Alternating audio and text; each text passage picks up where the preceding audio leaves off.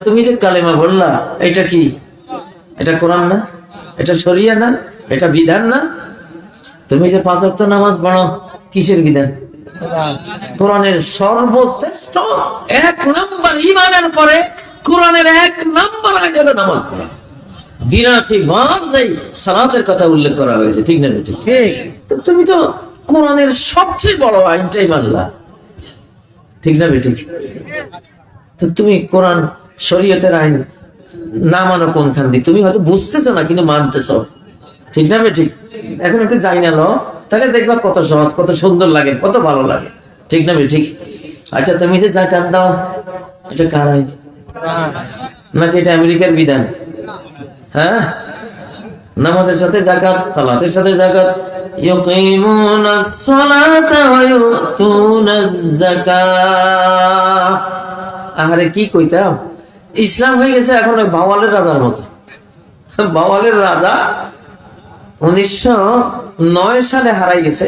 তার স্ত্রী চক্রান্ত করে তাকে মেরে ফেলতে চাইছে, কিন্তু তারা যখন পোড়া দেবে লাকড়ি খুঁড়ে দিয়া সব রেডি করছে, প্রচন্ড ঝড় তুফান আর বৃষ্টি আসছে। তো বৃষ্টির ছেড়ে যারা পুড়তে গেছে ওরা পলাইছে সবাই। আর বাওয়ালের রাজা ওই স্তূপের ভিতরে যখন লাকড়ি খড়ি নাই, ও ঘুম গাইতে আছে। তো ওই সময় সন্ন্যাসী ছিল 4 জন ওর পাশে গুহার মধ্যে। তো ওরা কিরে এখানে ঘুম গায় কে, আওয়াজ করে কে? দেখে যে একটা তরতাজা মানুষ আওয়াজ করতেছে। তো ওনারাই ওরে রাত্রে নিয়ে ওনাদের সাথে রাখছে। তো এরা পরে আর খুঁজি পায় নাই, যারা পড়তে গেছে ওরা আর খুঁজি পায় না। স্ত্রী কি রানী জানি, যা হোক, তো উনি খুঁজি পান না। পরে সন্ন্যাসীদের সাথে সাথে উনি কাশ্মীর গেছে, কাশ্মীর থেকে সারা ভারত ঘুরে ঘাইরা নিজে সন্ন্যাসী হয়ে গেছে। সন্ন্যাসী মানে কি জানেন? ওরা ঈশ্বর প্রাপ্তির জন্য জীবন বিলীন করে। কি প্রাপ্তি? ঈশ্বর প্রাপ্তি। আমাদের ভাষায় আল্লাহ প্রাপ্তি। কি? আল্লাহ প্রাপ্তি। সন্ন্যাস জীবন, দরবেশী জীবন।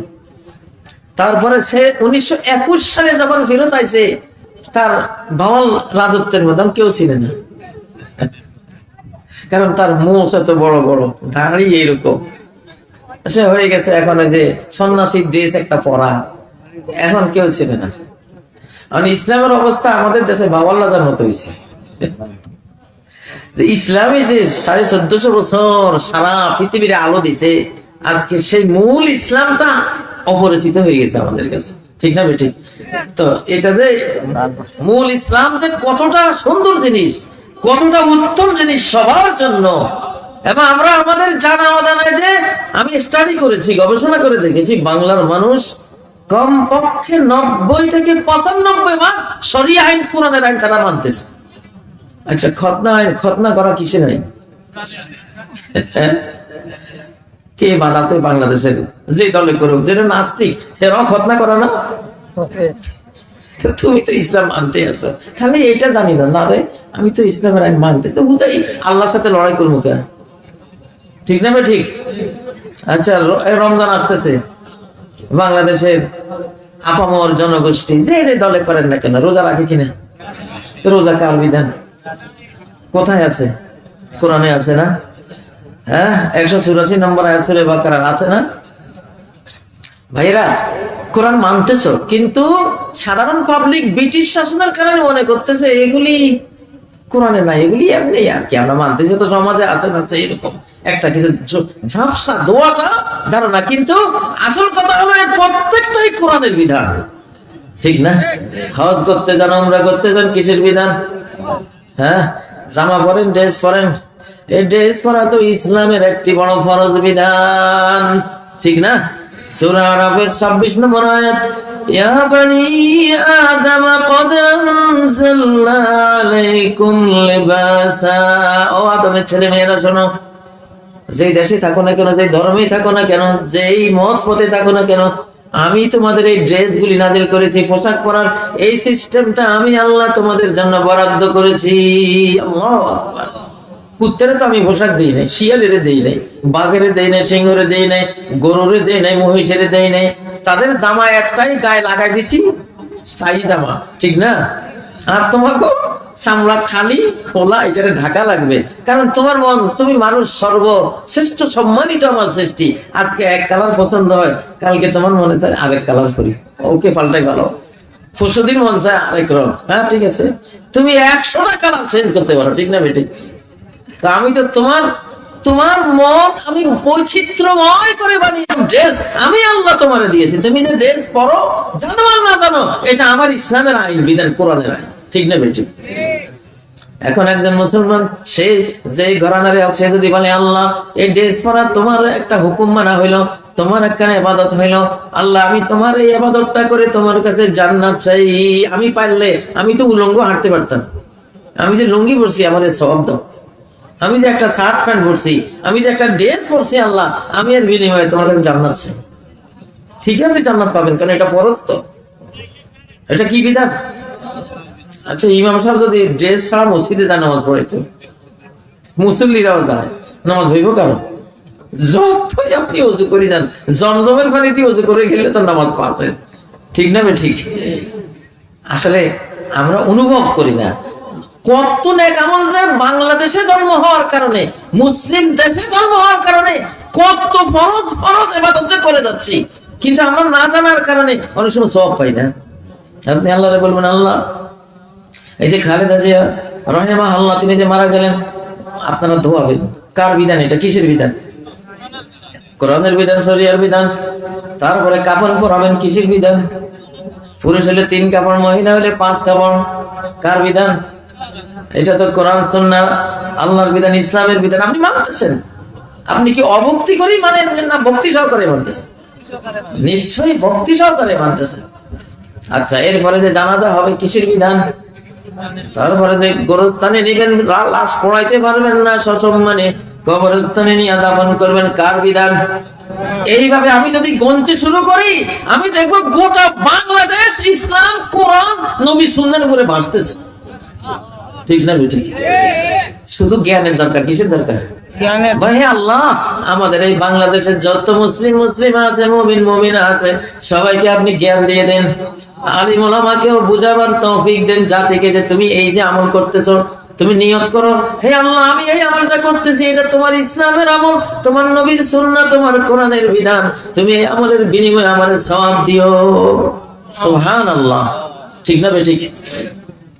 প্রিয় ভাইরা, তো এখন সময় হয়েছে, আমরা যে মুসলিম জাতি, আমাদের কৃষ্টি কালচার, এক একটা আচরণের মূল্য কত। পশ্চিমে বড় বড় ডক্টর, প্রফেসর, বিজ্ঞানীরা ইসলামের এক একটা হুকুম হাকাম তারা গবেষণা করে মুসলমান হইতেছে। কে হইতেছে? মুসলমান হচ্ছে। যেখানে হাত দেয় সেখানে বিজ্ঞান, যেখানে হাত দেয় সেখানে সঠিক হুকুম, সেখানে নির্ভুল বিধান। পৃথিবীর কোন ধর্মে এরকম নাই। একজন মুসলিমা পেশেন্ট মহিলা তার শিশুকে নিয়ে গেলেন, হার্টের রোগী শিশু। তো হার্টের যে ডাক্তার ওই মহিলাকে বললেন, ও মহিলা, আপনার এই শিশুকে আপনি যখন ঘুম পাড়াবেন তখন ডান কাত করে ঘুম পাড়াবেন। কোন কাতে? ডান কাতে। তখন ওই মহিলা বলল, দেখেন ডাক্তার সাহেব, ডান কাতে ঘুম পাড়াবার কথা আপনার বলা লাগবে না, আমাদের ধর্মের মধ্যে এটা আমরা শিখেছি, আমরা ঘুমাইলে ডান কাতে ঘুমাই। আল্লাহু আকবার। ডাক্তার বলল, তোমার ধর্মের নাম কি? বলে, আমার ধর্মের নাম তো ইসলাম। তাই নাকি? তোমার ধর্মে ডান কাতে ঘুমাবার বিধান আছে? ডাক্তার চিন্তা করতেছে, এইটা তো মাত্র জ্ঞান বিজ্ঞানের যুগে মেডিকেল সায়েন্স আবিষ্কার করেছে যে ডান কাতে ঘুমাইলে হার্টের উপকার হয়, হার্টের উপকার হয়। তো বললো, তোমার ধর্মের বয়স কত? আমার ধর্মের বয়স তো 1450 বছর। সর্বনাশ, তোমার ধর্মে আধুনিক গবেষণার এই ফলটা ধর্মের মধ্যে কেমনে, কোথায় আছে বলো তো? বলে, এটা তো বুখারীতে আছে। তুমি যখন ঘুমাতে যাবা তখন তুমি ডান কাত হয়ে তুমি ঘুমাই পড়বা। সুবহানাল্লাহ। আমাদের হৃৎপিণ্ডে তো বাম পাশে না, ডান কাত হয়ে ঘুমাইলে হৃৎপিণ্ডের উপরে কিছু নাই, কোনো চাপ নাই, এই জন্য রিল্যাক্স থাকে, হার্ট উপকার হয়, শক্তিশালী থাকে। আর বাম কাতে শুলে হার্টের উপরে ফুসফুস যা আছে সব চাপা দেয় তারা, ঠিক না? তখন হার্টের উপরে প্রেসার যায়, ওই ডাক্তার ওই একটা হাদিস যেটা আমরা আমাদের কাছে কোনো মূল্য নাই, আমরা শুনি এই কান দিয়ে শুনি ওই কান দিয়ে, ওই ডাক্তার এত বড় ডাক্তার, বিজ্ঞানী ডাক্তার, ওই একটি হাদিসের কারণে ইসলাম কবুল করলেন। সুবহানাল্লাহ। যে এত নির্ভুল একটা বিধান 1450 বছর আগে যিনি দিয়েছেন, এটা তো ওই যুগে তো কেউ এটা বুঝার মতো কোনো জ্ঞান বিজ্ঞান আবিষ্কার হয় নাই। তাহলে তিনি কার কাছে জানলেন? নিশ্চয়ই এটা আমার আল্লাহর কাছে জেনে তিনি এটা বলেছেন, ঠিক না কি? আল্লাহ তারে না জানাইলে এটা তিনি জানতে পারতেন না, সাথে সাথে উনি ইসলাম কবুল করলেন। ও ভাইরা, এইভাবে ওই যে এক জার্মানির ডাক্তার ইসলাম কবুল করেছেন, একটা হাদিস পেয়েছেন রাস্তায় কুড়িয়ে, ইজা ওয়ালাগাল কলবু ফি নায়াদিকুম ফাগসিলুহু সাবআ মাররাত ইহদাহুন্না বিত-তুরাব। কুকুর যদি কোনো পাত্রে মুখ দেয়, পানির মধ্যে মুখ দেয়, ওই পাত্রকে 7 বার ধুইবা, 7ম বারে পানির সাথে মাটি দিয়ে এটাকে ভালো করে রগড়াইয়া ধুইবা। ডাক্তার আশ্চর্য হইল যে কুকুরের মধ্যে কি আছে, কুকুরে মুখ দিলে কেন 7 বার, আবার কেন 7ম বারে মাটিও দিতে হবে, এটা আবার কি বিধান? উনি বাড়িতে গিয়েই কুকুর ডাকলেন, পানি দিলেন, তারপরে পাত্রে পানি দিয়ে কুকুরকে পানি পান করাইলেন। এরপরে মাইক্রোস্কোপ যে অনুবীক্ষণ যন্ত্র দিয়ে দেখতে শুরু করলেন, দেখে যে সমস্ত পানির মধ্যে কুকুরের জিহ্বা থেকে জারম পড়ে কিলবিল করতেছে। ধোয়া শুরু করলেন, ধুইতে ধুইতে ধুইতে 3 বার 4 বার 5 বার ধোয়, আবার যন্ত্র দিয়ে দেখে না এখনো জারম আছে এটাতে। 7ম বারে পানি দিলেন, যন্ত্র দিয়ে দেখলেন এখনো আছে। তারপরে মাটি আনলেন, মাটি দিয়ে সুন্দর করে এটাকে ভালো করে ঘষে মেজে ধুয়ে তারপরে যন্ত্র দিলেন, একটা জীবাণুও না, একটা জার্মও নেই। সুবহানাল্লাহ, আল্লাহু আকবার। পরে উনি খুঁজলেন এই উক্তিটা কে করেছে, কোন মহামানব এই উক্তিটা দুনিয়াতে করে গেছে। খুঁজতে খুঁজতে খুঁজতে দেখেন ইসলামের নবী মুহাম্মদ সাল্লাল্লাহু আলাইহি ওয়াসাল্লাম। এই একটা হাদিসের কারণে তিনি ইসলামের হেদায়েত পেলেন। আমাদের নবীজি মহানবী সাল্লাল্লাহু আলাইহি ওয়াসাল্লামের এক একটা কথা একটা মানুষের জীবন ঘুরিয়ে দেওয়ার জন্য যথেষ্ট। অথচ আমরা মুসলমানরা কত কপাল পড়া, এখন 6234টা আয়াত আমাদের সামনে আছে, একটা শব্দ যেখানে মানুষকে হেদায়েত দেয়, এত হাজার হাজার লক্ষ লক্ষ শব্দ আমাদের জীবন ঘোরায় না। কারণ কি? আমরা মনোযোগ দিয়ে আসলে কোরআনকে এখনো গ্রহণ করি না, ওইভাবে শুনি না।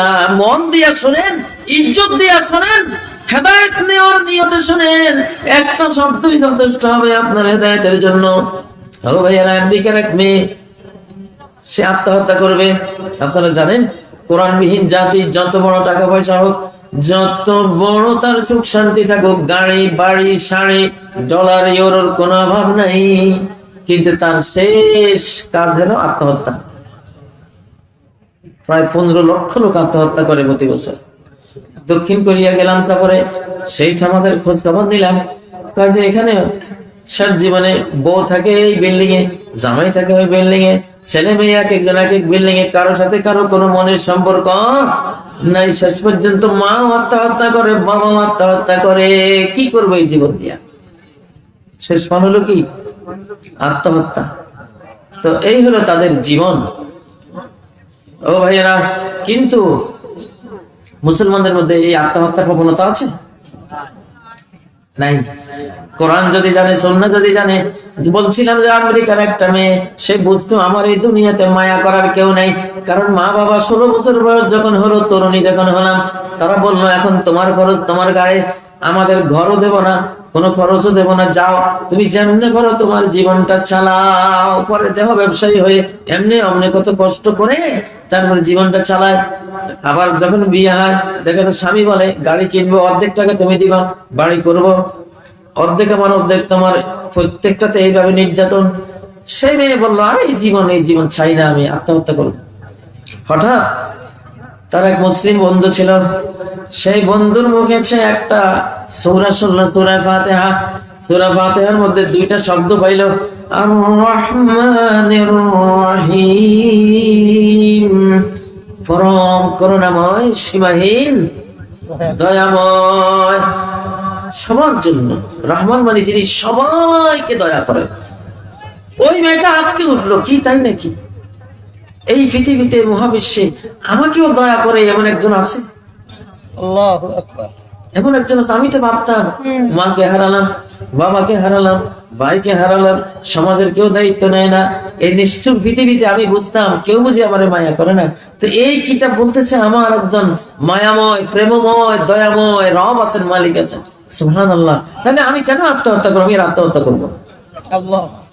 একটা শব্দ আমরা তো প্রতিদিনই পড়ি, আমাদের মনের মধ্যে আসলে কয় না যে ডায়মন্ডের ঘরে থাকে, ডায়মন্ডের মর্যাদা সে বুঝে না, ঠিক না? ও খড়কুটার ঘরে যে থাকে সে বুঝে যে এটার মর্যাদা কি। শুধু আর রহমানির রহিম এই শব্দের কারণে আল্লাহর মায়া, আল্লাহর দয়ার লোভে সেই মহিলাটা মুসলমান হলো। সুবহানাল্লাহ। একটা শব্দ হেদায়েতের জন্য যথেষ্ট। কয়টা শব্দ? সূরা আর রোমের 21 নম্বর আয়াত। জাপানের সবচেয়ে বড় একজন বিজ্ঞানী, যিনি বিজ্ঞানীদেরকে ক্লাস নেন, পড়ান, এত বড় বিজ্ঞানী, তিনি ভাবতেন আমার মতো বড় উচ্চ শিক্ষিত আর কেউ নেই, তাহলে সমাজে কার সাথে কথা বলবো, কার সাথে দোকানে গিয়ে চা পান করবো, কার সাথে আড্ডা দিব, সব তো আমার নিচে, আমি সবার উপরে। এইভাবে তিনি আলগা থাকেন, যেখানে তাকান সবাই নিকৃষ্ট মনে করেন, উনি উৎকৃষ্ট, উনি উচ্চ শিক্ষিত। এইভাবে করতে করতে একলা থাকতে থাকতে মানসিক রোগী হয়ে গেছে। ডাক্তার ঘোষণা দিয়েছে উনি মানসিক রোগী। একা কতক্ষণ থাকা যায়? এই লোকটা একদিন ওনার পাশের একটা দোকান ছিল, দোকানে একজন মুসলিম দোকানদারি করত, রেডিওর মধ্যে কোরআন, মাঝে মধ্যে তিনি কোরআন চালাতেন অনুবাদ সহ।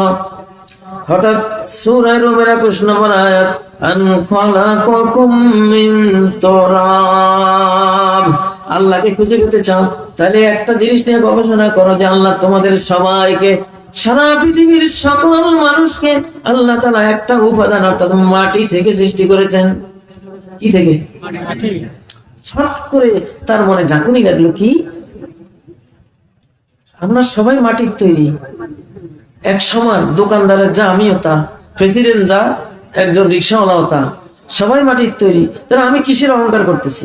আমি কিসের গৌরব মনে মনে ভাবতেছি?